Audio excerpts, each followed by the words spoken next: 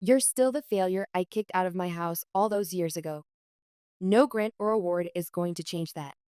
My father's words hung in the frigid night air of the hotel parking lot, each syllable as sharp and cutting as they had been 15 years ago when he first cast me out.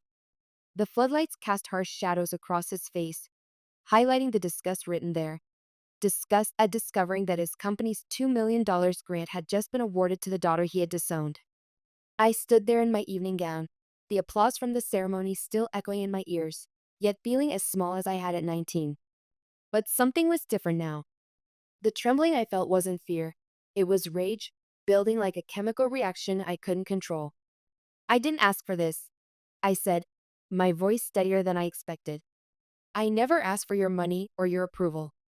I earned this on my own, just like everything else. As the words left my mouth, I realized how long I'd waited to say them. 15 years of struggling, studying, and building a life from nothing, all to prove something to a man who would never see it. But tonight would change everything. Tonight, I would finally set myself free. Flashback, the beginning. My name is Rachel Palmer. I'm 37 now, a professor at Cambridge University and a respected researcher in environmental chemistry. But that night, the night of the gala, I was suddenly 19 again, clutching my community college acceptance letter while my father paced our marble-floored living room. This family has standards, he had thundered, his face flushed with anger. I remember how the chandelier light caught in his silver cufflinks as he gestured wildly. And you've done nothing but drag us down. You want to waste your life? Fine, but you'll do it on your own. I sometimes wonder if he knew what those words would cost us both. My father had grown up poor in rural Minnesota, the son of farm laborers who worked themselves to exhaustion. He built mosaic fertilizers from nothing, climbing America's social ladder with relentless determination. To him, success wasn't just achievement, it was protection against ever returning to the poverty he'd escaped. My failure to get into a prestigious university wasn't just disappointment, it was betrayal of everything he'd built. My mother stood by, scrolling through her phone as if I didn't exist. Victoria Palmer, born to wealth and groomed to be the perfect corporate wife, had learned long ago that disagreeing with my father came at too high a price. Once, when I was 14, I'd overheard her crying in their bedroom after defending me during one of his tirades about my grades. She never did it again. I remember the weight of that duffel bag as I left that night. It wasn't just filled with hastily packed clothes, it held the reality of being completely on my own.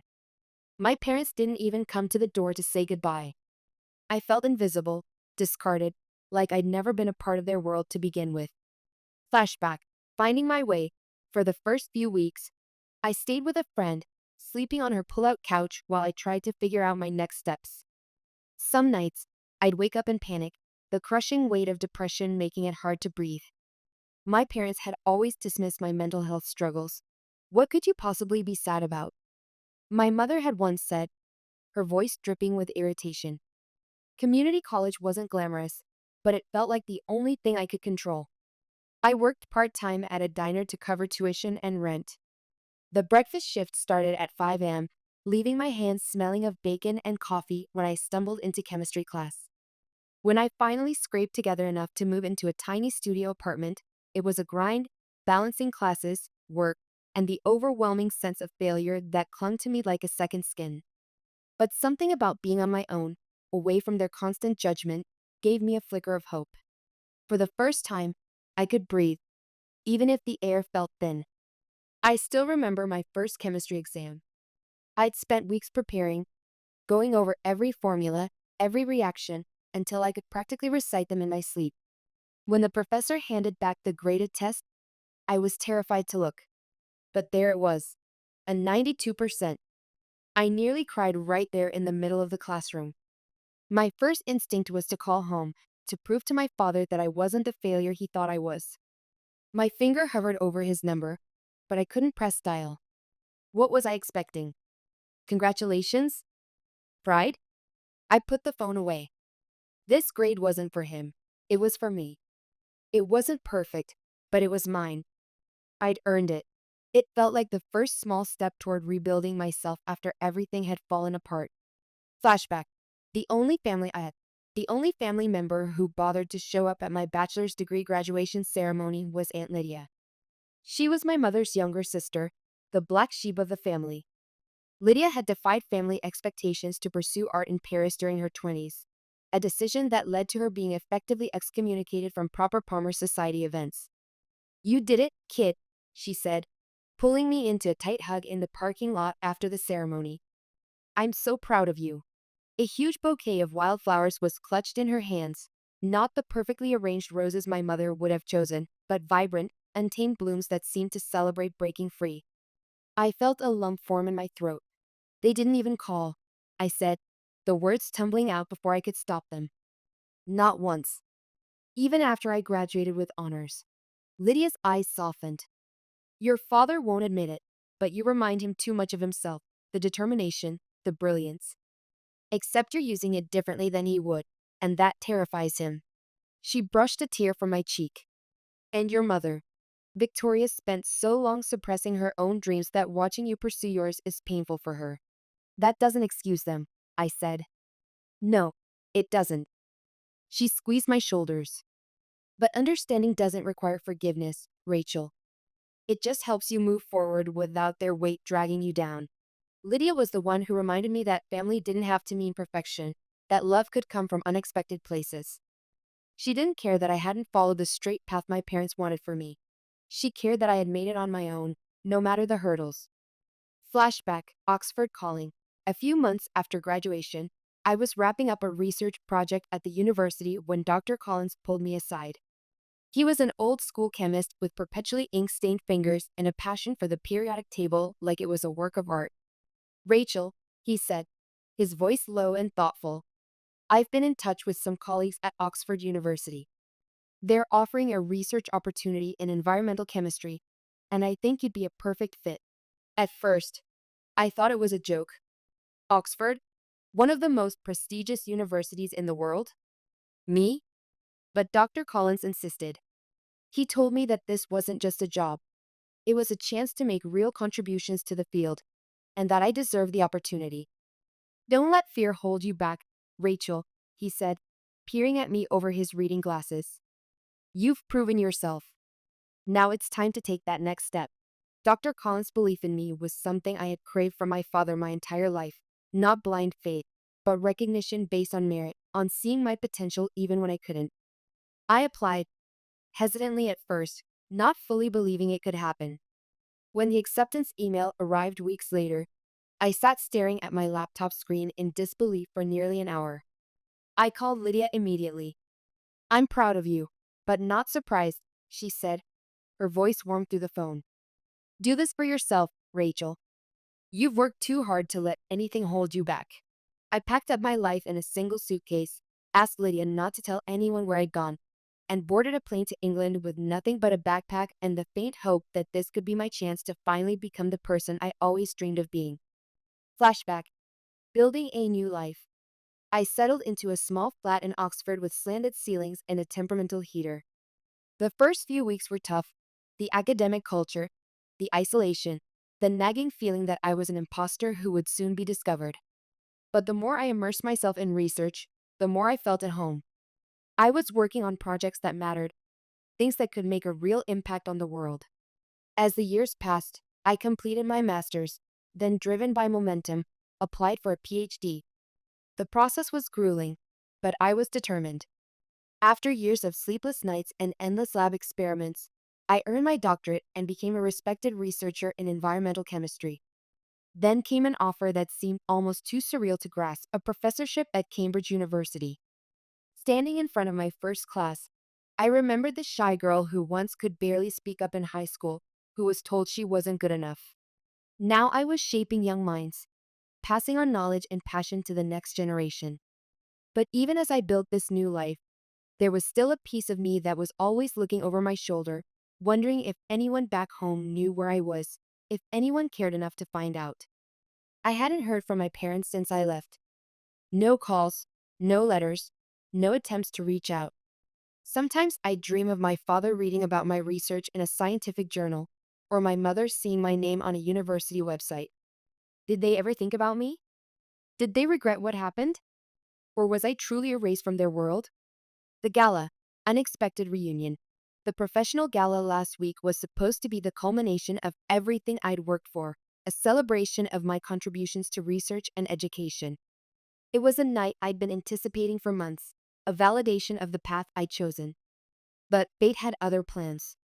As I stepped into the restroom to catch my breath between conversations with colleagues, I came face to face with someone I hadn't seen in nearly 15 years. My mother. She was at the sink reapplying her lipstick, looking every bit the part of the wealthy socialite she'd always been. Her hair was perfectly styled, her emerald evening gown clearly designer, her movements practiced and precise. For a moment, I thought maybe she wouldn't recognize me, but then her eyes flicked up to the mirror and landed on my reflection. Her hand froze mid-motion, and I saw her jaw tighten.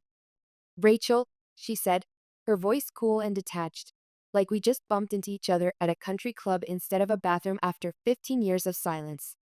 "I didn't expect to see you here." I steadied myself, gripping the edge of my clutch, feeling my heart race like I was 19 again.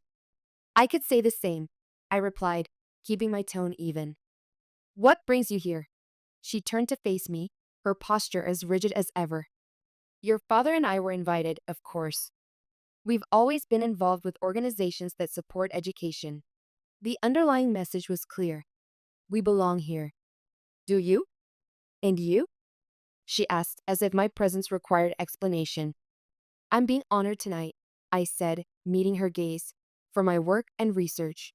Her expression barely shifted, but I caught the faintest flicker of surprise in her eyes before she masked it. "I see," she said, turning back to the mirror. "Well, I suppose everyone finds their way eventually." It wasn't quite dismissal, but it wasn't acknowledgement either. Just a vague platitude that managed to minimize everything I'd accomplished. As she left the bathroom, I watched her glide out of the door, back to the people she was comfortable with. I stood there, feeling the familiar weight of her judgment settle over me.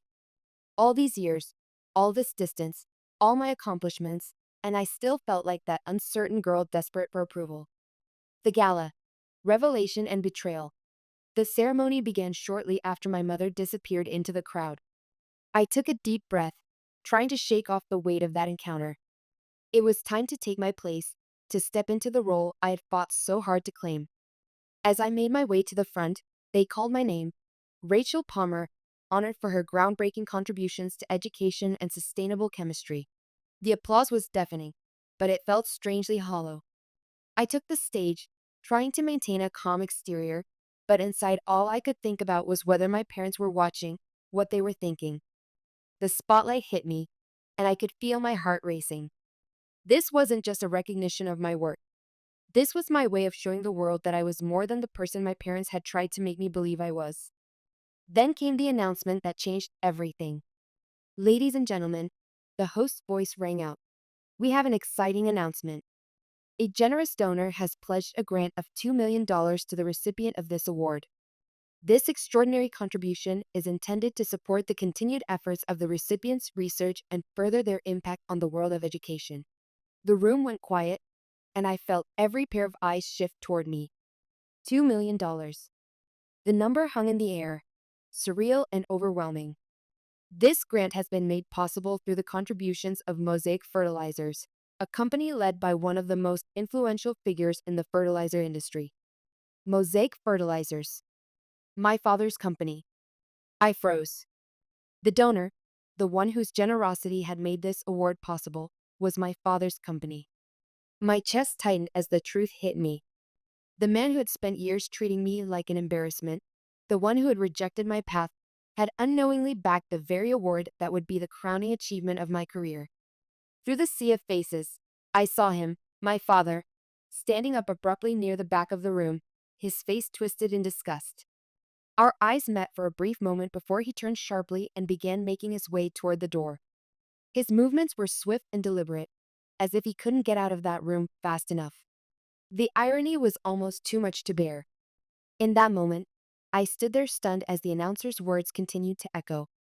The applause around me felt distant, like I was hearing it underwater. "Thank you," I managed to say into the microphone, my voice shaky but steady enough.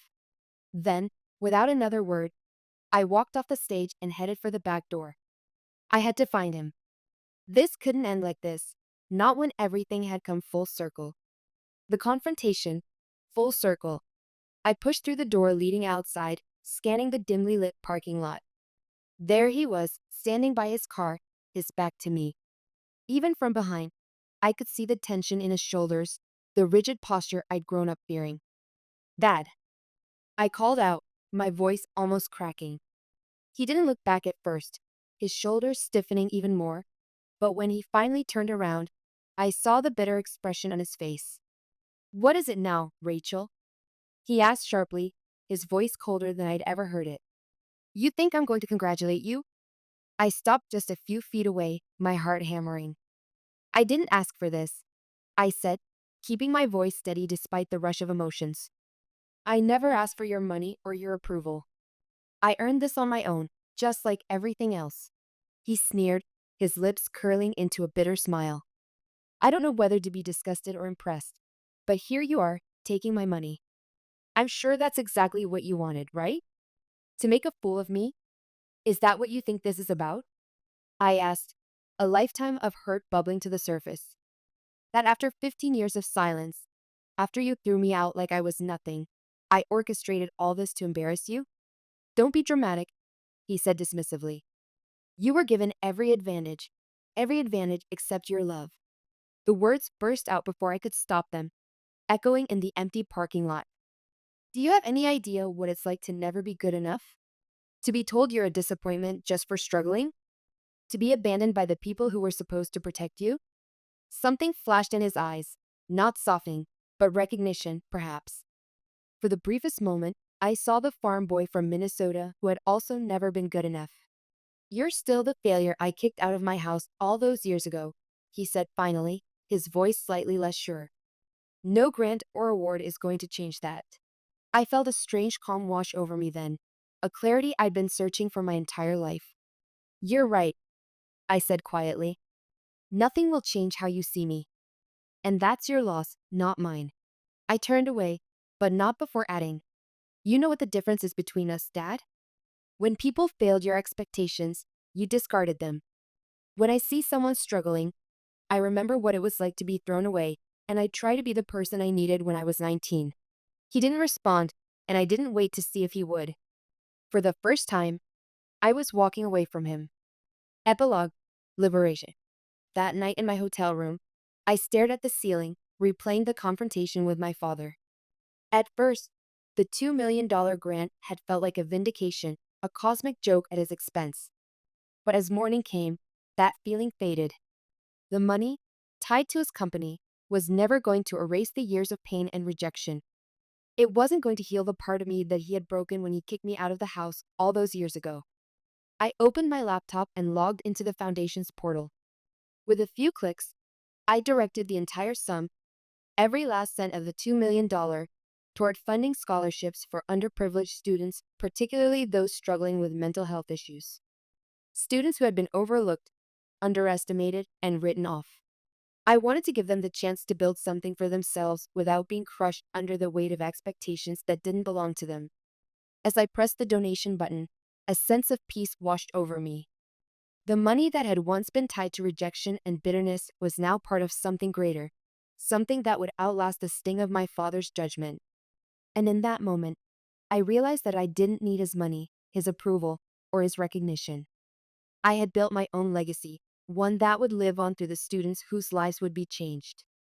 I thought about calling Aunt Lydia to tell her what I'd done, but decided it could wait until morning. Instead, I walked to the window of my hotel room and looked out at the city lights. For the first time in my life, I felt truly free, not because I'd proven my father wrong, but because it no longer mattered if I had. The girl who left home with nothing but a duffel bag and a broken heart had become a woman who could stand on her own, who could turn pain into purpose. And that, more than any award or grant, was the real triumph. I was finally home in myself.